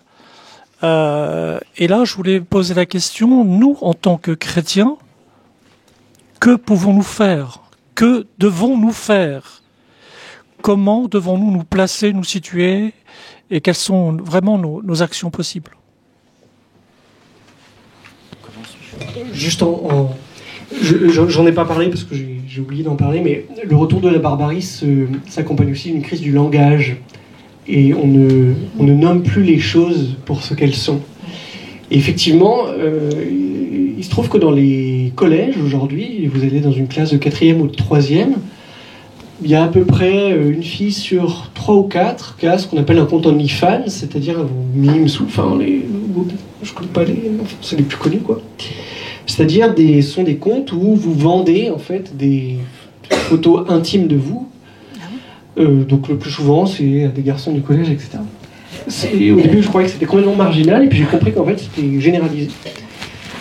Évidemment, il ne viendrait à personne l'idée de nommer ça prostitution. Et celui qui nommerait ce phénomène prostitution ferait même l'objet d'une forme de renversement accusatoire, c'est-à-dire qu'on lui dirait « mais vous êtes en train de sexualiser des petites filles, etc. » Et donc pour répondre simplement à votre question, je crois que l'un des chemins, c'est de se réapproprier le langage et de nommer les choses telles qu'elles sont. Vous voyez, parce que vous en parliez, quand on nous a demandé de trouver extraordinaire qu'une professeure de français de 39 ans ait des relations sexuelles avec un élève de 14 ans, qui a osé prononcer le mot de pédocriminalité? Oui. Et là où ça a un impact sur le réel, Trump a indiqué, et Sylvain l'a détaillé, sur les mutilations de genre, ce qu'on impose comme ça désormais les médecins ou les travailleurs sociaux qui se rendront coupables d'avoir fait réaliser des transitions de genre seront traités comme des pédocriminels. Il s'agit de pédocriminalité. Et donc de remettre les mots à l'endroit, de remettre les réalités en face des concepts qui leur correspondent, c'est déjà un moyen d'aller de l'avant. C'est sans doute pas suffisant, mais en tout cas, spontanément, c'est la réponse qui me vient à votre question. J'ai senti aussi dans votre question un aspect politique. En tout cas, c'est à ça que ça m'a fait penser. Pour moi, c'est très compliqué. Pourquoi ? Parce que, vous savez, il y a ce concept de la guerre juste. Il y a plusieurs aspects pour entrer en guerre. M'excusez, je suis un peu fatigué, je ne pourrais pas vous les retrouver. Mais nous ne sommes pas... Tout n'est pas réuni pour qu'aujourd'hui, nous disions nous faisons la révolution parce que la victoire n'est pas assurée. C'est la dernière étape qui est obligatoire pour entrer en guerre juste. C'est que la victoire soit pas assurée, mais soit possible, ce qui est loin d'être le cas. La politique me semble quand même extrêmement... extrêmement vérolée, extrêmement... vous connaissez ça mieux que moi. Donc comment est-ce qu'un catholique peut agir ? Moi, vous savez, je parle des 3 niveaux. Donc ça s'adresse peut-être plutôt aux plus jeunes, mais ça peut s'adresser quand même à tout le monde. Dans ces 3 niveaux, je trouve qu'il y en a quand même 2 qui sont encore accessibles. Le premier niveau, celui de la famille, on peut encore fonder une vraie famille catholique aujourd'hui. C'est très compliqué, hein, c'est très très dur. Je le vis actuellement et je ne suis pas le seul. Donc on est attaqué de toutes parts, mais c'est encore faisable. Encore faut-il être bien entouré, mais c'est encore jouable. On peut élever des enfants de manière saine, c'est encore faisable aussi. Il y a quelques écoles qui font encore un très bon travail, ça existe encore. Ça, à mon avis, c'est quelque chose qui est à notre portée, et c'est à nous de faire en sorte que nos jeunes qui franchissent la porte de la chapelle soient dans le bon chemin. On a peut-être un peu ce rôle-là à jouer. Le niveau spirituel est encore accessible aussi, je trouve. C'est extrêmement compliqué, la crise dans l'église, Vatican II, on connaît tout ça existe, mais il y a encore des vraies messes, quoi. Tout n'est pas pourri non plus. Donc ces deux niveaux sont encore faisables. C'est quasiment de la politique en fait ce qu'on est en train de dire, mais le système politique lui me paraît très compliqué. On va pas envoyer nos jeunes au casse-pipe à se présenter avec la bannière catholique à une élection. Ils vont se faire virer de leur travail, crever leurs pneus. On connaît la musique. Donc pour moi, c'est quelque chose qui viendra plus tard. Je pense que déjà, si on a ces 2 niveaux, s'il y a de plus en plus de familles catholiques ou de familles saines, si nous sommes de plus en plus nombreux à la messe, forcément quelque chose de matériel, de bien va en découler. Une nouvelle génération, c'est les minorités qui font l'histoire, donc moi je vise pas les masses, mais il y a forcément une nouvelle génération qui va prolonger un peu ce qu'on essaie de faire ce soir et ce qu'on essaie de faire dans nos livres ou dans nos idées. Et je trouve que la nouvelle génération, ceux qui ont entre 18 et 25 ans, moi je suis bluffé, hein, vraiment. Alors pas pour tous, hein, je parle vraiment de notre milieu, disons, élargi. moi je suis vraiment bluffé. Ce sont des jeunes qui lisent énormément, alors il n'y a plus du tout des fois ça va trop loin, mais il n'y a plus du tout de oh mais on va pas dire ça sinon on va être insulté de raciste. Ça, ils en ont plus rien à faire. Après on a essuyé les plâtres, hein, évidemment, mais ils sont beaucoup plus naturels. Il y a moins de... Enfin, je sais pas, j'ai bon espoir dans cette génération, et peut-être que c'est eux finalement qui réussiront à sauver ce niveau politique. Mais sinon, en termes de communauté catholique, pour l'instant, je vois pas vraiment ce qu'on peut faire. On peut pas devenir un parti politique. On va se faire interdire toutes les salles. Enfin, je veux dire, ça n'a aucun sens, à part faire du buzz sur Internet, mais c'est pas trop l'objectif. Donc les deux niveaux, niveau familial et niveau religieux. Et forcément, on prendra le niveau politique en étau, et à un moment donné, on gagnera, c'est forcé. Alors, merci à vous.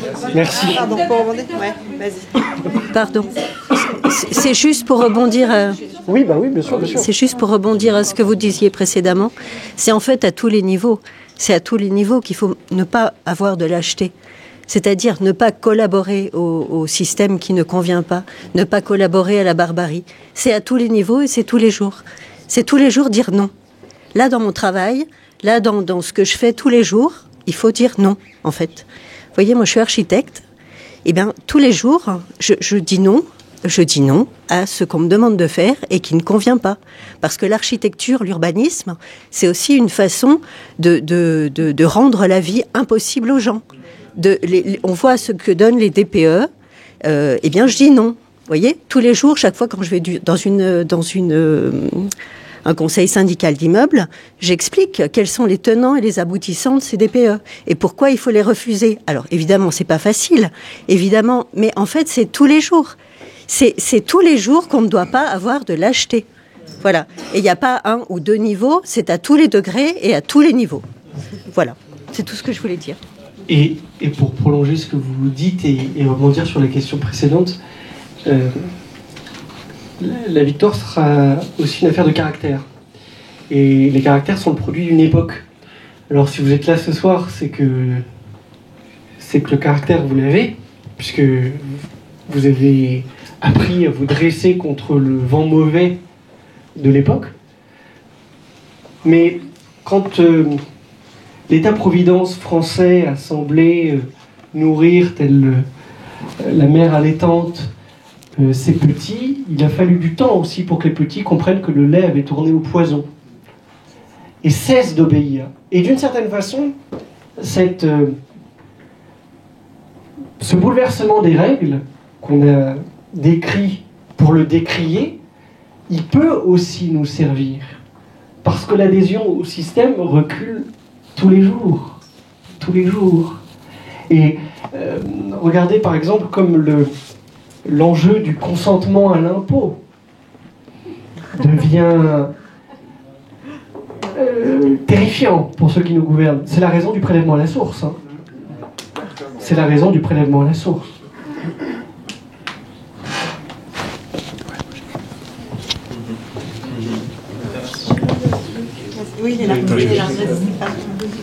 Oui, allô.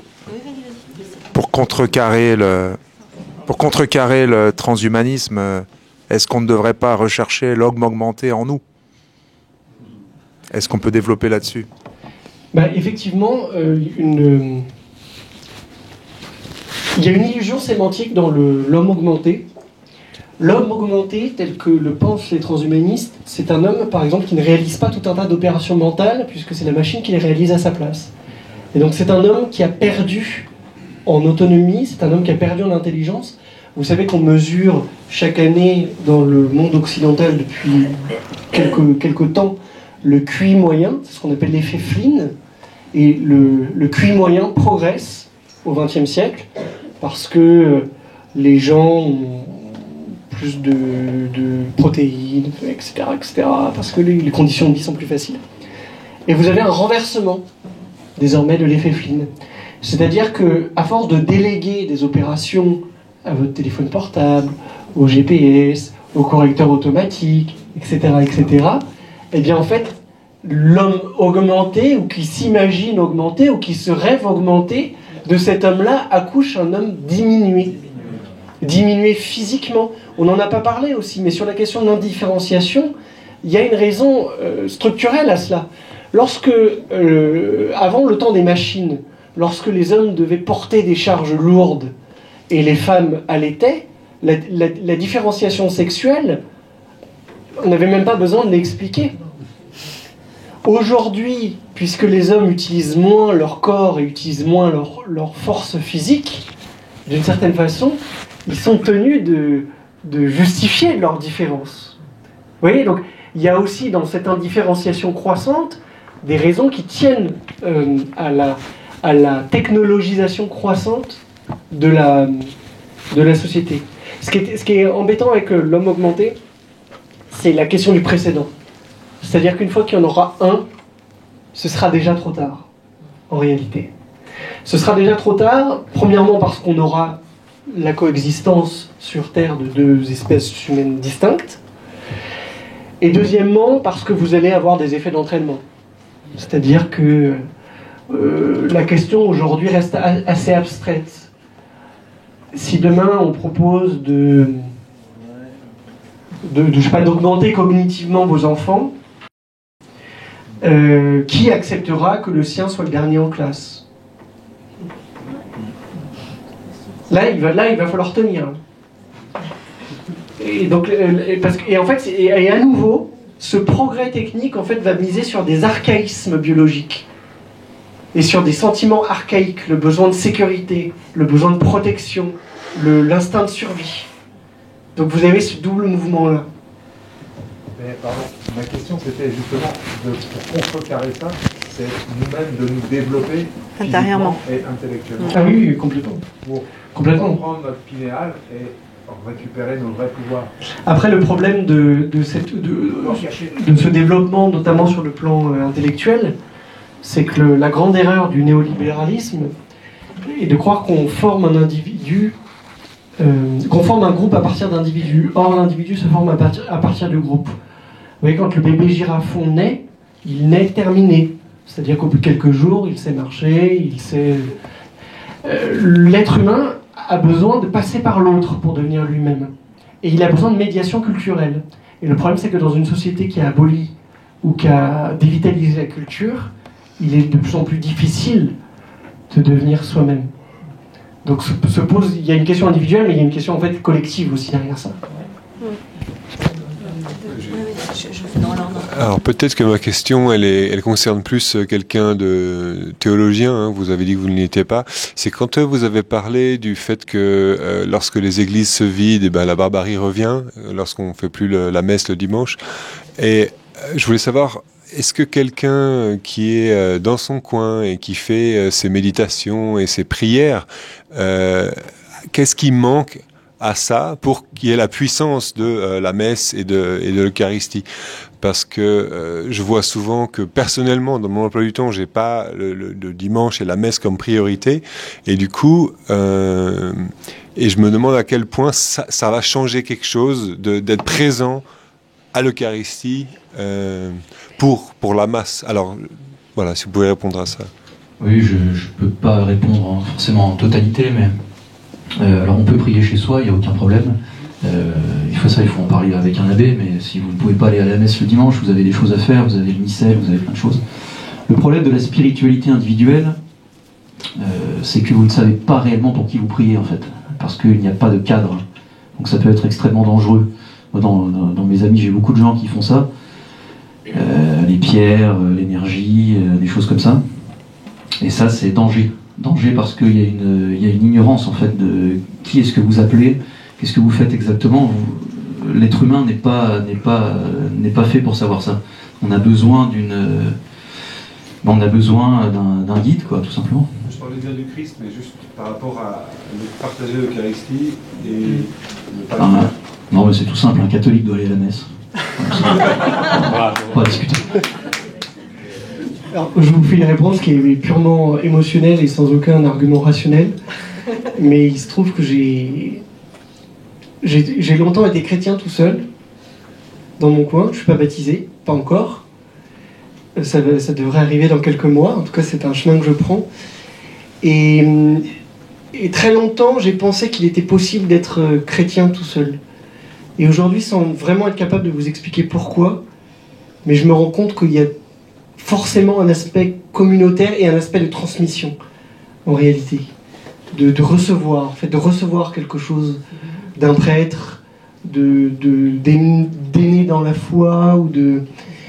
Et en plus, mais ça c'est peut-être une faiblesse, mais c'est vrai qu'à titre personnel, je sais que quand ce cadre-là manque, eh bien la foi, ou même le désir de croire, ça s'émousse en fait, tout doucement.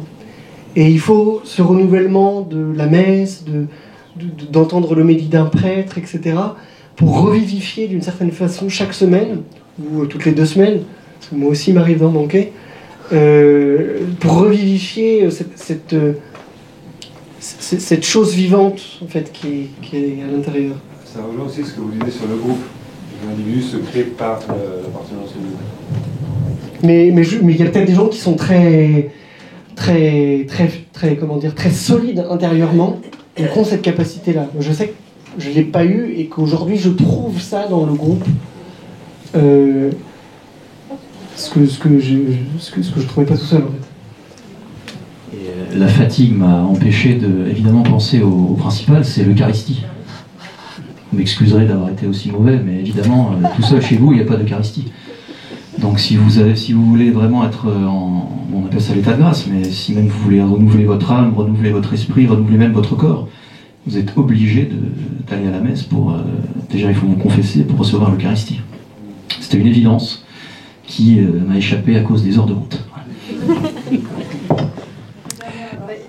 Oui, j'aimerais encore peut-être vous amener à relever un élément qui me semble présent, que vous n'avez pas nommé précisément, c'est le désir de toute puissance de l'individu qu'on peut observer dans la société, notamment à travers cette mythologie moderne qui vient du soft power des Américains, et puis que moi j'observe dans ma pratique de psychiatre, mais en Suisse également.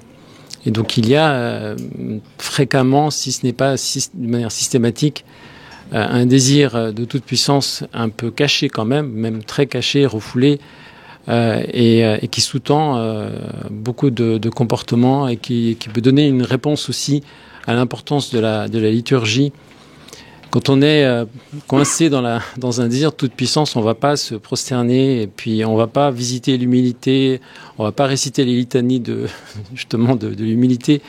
Et on veut vraiment régner, et je crois que c'est un peu ce que les Lumières ont apporté. Hein. L'homme dispersé, on ne sait pas très bien comment, qui s'auto-engendre et puis qui s'incarne tout seul, sans avoir été créé. Et c'est vraiment la toute-puissance issue du péché originel.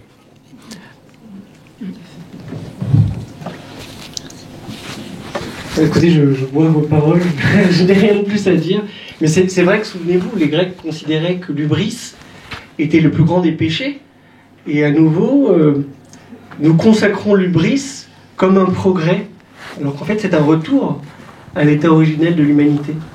Et ce que j'entends de votre activité de médecin psychiatre, c'est ce que j'entends aussi chez un psychanalyste français qui s'appelle, je crois, Ruben Rabinovitch, et qui dit, voilà, le patient type, mais peut-être qu'il se trompe, dites-nous si c'est le cas ou pas, mais a changé. C'est-à-dire que le temps de Freud, c'est le temps des névroses, le temps de la culpabilité, de la grande question, est-ce que je suis un homme valable ? Docteur, je trompe ma femme, aidez-moi. Alors qu'aujourd'hui, c'est docteur, aidez-moi à conquérir plus de femmes. Vous voyez ? Est-ce que c'est un peu ça ou est-ce que c'est caricatural, docteur ? Dites-nous. Alors, c'est quand même un peu ça, c'est à peine caricaturé. Freud avait développé son approche beaucoup quand même sur la population de Vienne. Hein. Et aujourd'hui, on méconnaît aussi l'impact de l'environnement, justement tout ce que vous avez très justement exposé. Mais oui, il y a une quête quand même de toute puissance. Et il y a vraiment, c'est un canevas qu'on retrouve fréquemment. Et quand on le retrouve pas, c'est qu'il est trop renfoui, on peut pas le sortir, le déloger. Et puis il y a aussi quand même la volonté de ne pas se soumettre. Enfin, on vient voir le médecin, comme vous le dites, non pas pour recevoir un guide, enfin trouver un guide pour sa propre santé, mais vraiment on veut même imposer au médecin ce qu'on désire comme soin. Enfin, c'est Internet, oui, j'ai vu ça sur Internet, j'ai lu tel article. Ils sont souvent très, très bien informés. Et puis en même temps, ils ne comprennent pas grand-chose de leurs problématiques. Mais plus on creuse et plus on prend du temps, ce qui pose un problème pour des raisons d'assurance, hein. Plus on prend du temps pour un patient, plus ça coûte cher par patient. Ce qu'on nous reproche, hein, parce qu'en Suisse, on est pisté, on est vérifié. Il y a des statistiques très savantes qui déterminent combien coûte un psychiatre par patient. Donc on rend les gens malades, il faut le dire, hein, clairement. Puis après, on dit les psychiatres, vous coûtez trop cher. Il faudrait... le coût moyen, il est estimé en Suisse par année, par patient, à moins de 2000 francs, ce qui équivaut à moins de 10 séances par année. Autant dire que vous donnez, c'est le geste ordonnance. C'est tout ce qu'on peut faire. Et donc s'asseoir et comprendre la personne, faire ce que vous faites, mais du point de vue individuel, pour amener les gens à comprendre en quoi leur propre violence est réelle et d'où elle vient, c'est mission impossible si on ne prend pas du temps. Je me risque à quelque chose de très dangereux, donc vous me pardonnerez d'avance d'essayer de citer Freud devant un psychiatre. Mais de mémoire, Freud explique qu'il y a 3 façons d'arriver à peu près au plaisir. Le principe de réalité, c'est-à-dire le plaisir différé. On accepte une part de frustration et l'idée qu'un jour ça puisse aller mieux. La psychose ou les stupéfiants. Et si on s'en réfère en tout cas à ce texte, je crois que c'est de 1920, ben vous voyez que le côté psychotique de la société, il est évident, je crois pas besoin de revenir dessus. Et sur la question de l'explosion de la consommation de stupéfiants, tout ça est aussi très saillant. Freud a consommé. Hein. Oui, c'était un grand consommateur de cocaïne. Oui. Une dernière question, ça vous va? Et on clôture? Bonsoir, merci pour la dernière question. Moi, en fait, j'avais une question par rapport plus à l'avenir, en fait, parce que donc là, ce qu'on a assisté, c'est que c'était quand même assez calé au niveau des hommes de Davos qui avaient un peu gangrené le système, tout était parti dans une direction. Qu'est-ce que ça vous inspire un petit peu cette volte-face des Américains qui ont toujours été un petit peu à l'avant-garde de ce qu'on a connu, justement l'élection de Trump par rapport à un discours de retour aux valeurs, même discours qu'avait un petit peu la Russie, qu'il faut arrêter les théories du genre et le wokisme et tout ça. Qu'est-ce que ça vous inspire, le fait que le peuple américain a voté contre ce qu'on lui a dit, en fait, au final, puisque tous les médias avaient dit que c'était vraiment... c'était Hitler bientôt, donc les gens ont fait cette volte-face. Qu'est-ce que ça vous inspire pour l'avenir? Voilà, merci.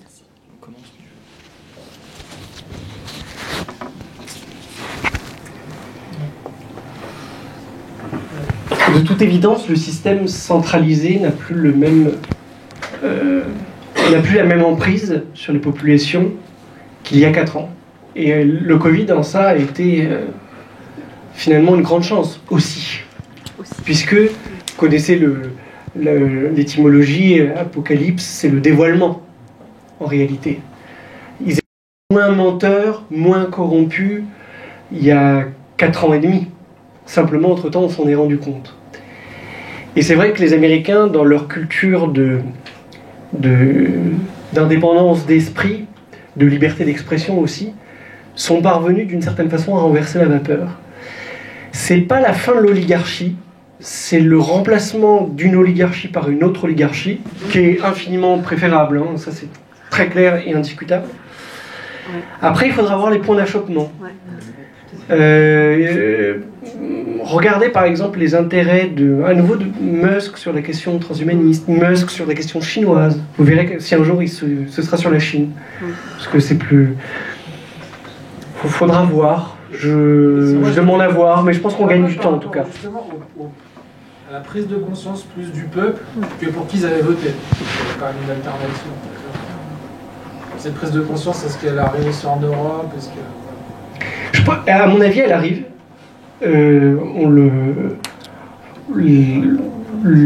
Mais le problème, c'est qu'il n'y a pas de transformation politique.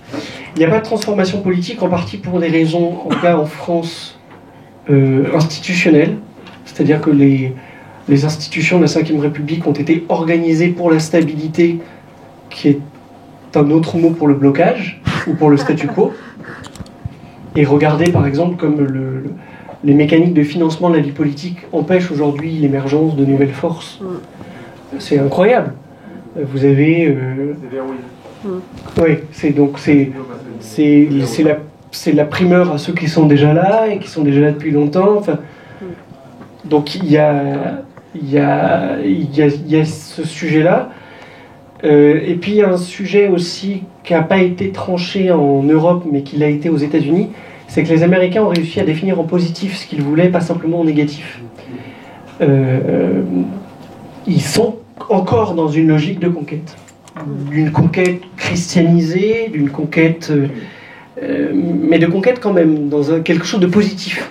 Et en fait, Trump, d'ailleurs, il y a cette dualité quand on l'écoute. Il y a à la fois beaucoup de catastrophisme qui correspond à une réalité catastrophique, et en même temps, quasiment une promesse biblique. C'est-à-dire l'Eldorado américain, le retour de l'humanité heureuse, quoi. Enfin, on a affaire à une sorte de prophète laïque. Et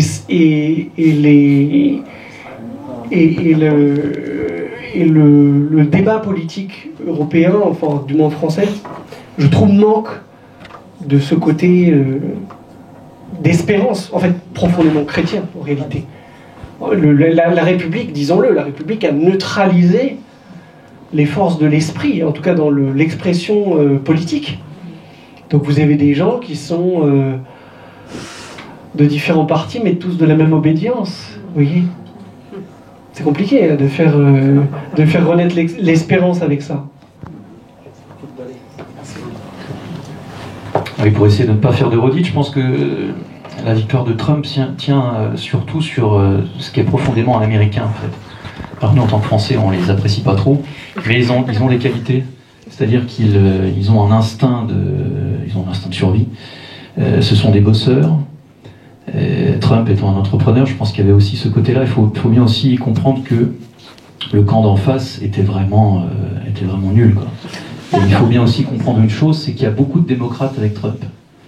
Il y a énormément d'anciens démocrates. Et je pense que Trump a réussi finalement à faire une espèce de consensus quasiment républicain et démocrate avec des gens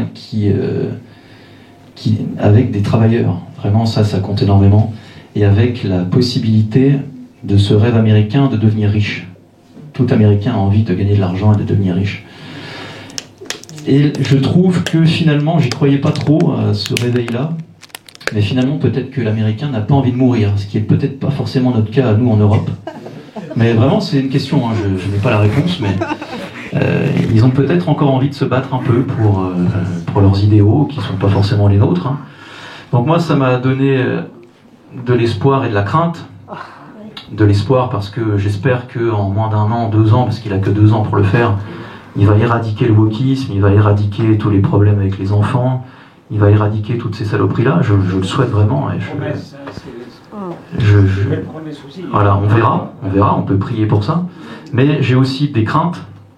La première crainte, elle est d'ordre économique, puisqu'il ne nous fera pas de cadeaux. Ses alliés en Europe, c'est clairement pas nous. Et j'ai une autre crainte aussi, c'est que dans un monde cyclique, parce que je sais qu'il y a beaucoup de catholiques autour de Trump, mais je pense que c'est aussi beaucoup électoraliste. L'étape d'après le wokisme, il y a toujours ça en fait, si vous voulez, on a toujours une lutte de retard. L'immigration, il fallait s'en occuper à 40 ans. Là, c'est trop tard. Il fallait s'occuper du wokisme quand on a perdu du temps sur l'immigration. Maintenant, on va s'occuper du wokisme. Mais la suite, c'est le transhumanisme. C'est sur ça qu'il faudrait travailler aujourd'hui. Et je pense qu'il y a quelque part, avec Trump et Musk, on va mettre fin à ce qui est terminé, le wokisme, pour aller plus loin dans ce qui peut être un énorme problème, c'est-à-dire l'avènement de l'homme-dieu. Parce que le transhumanisme va vers ça.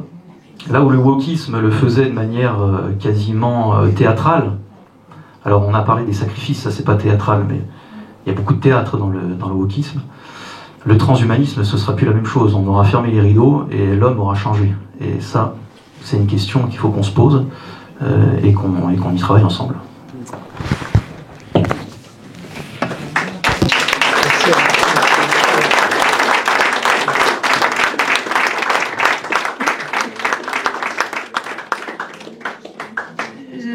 Je ne sais pas comment conclure en fait, donc je vais parler absolument personnellement. J'ai regardé l'assemblée qui était absolument accrochée à vos lèvres. Vraiment. J'ai regardé tout le monde, chacun vous a écouté, chacun était passionné. Et je pense que je peux le dire au nom de tout le monde. Je vous remercie parce que c'était absolument génial. Je crois que c'est votre première conférence à deux, c'est ça? Oui. C'est ce que tu as dit. Bah, écoutez, franchement, continuez comme ça. Et en ce qui me concerne, je suis touchée de voir la jeunesse qui parle, qui se lève. Je constate un petit peu la même chose que vous, c'est que des jeunes commencent à se rendre compte de ce qui se passe et c'est une vraie note d'espoir pour nous tous. Alors vraiment, notre nom à tous, je pense que je peux le dire. Merci beaucoup. Merci à vous. Merci à vous.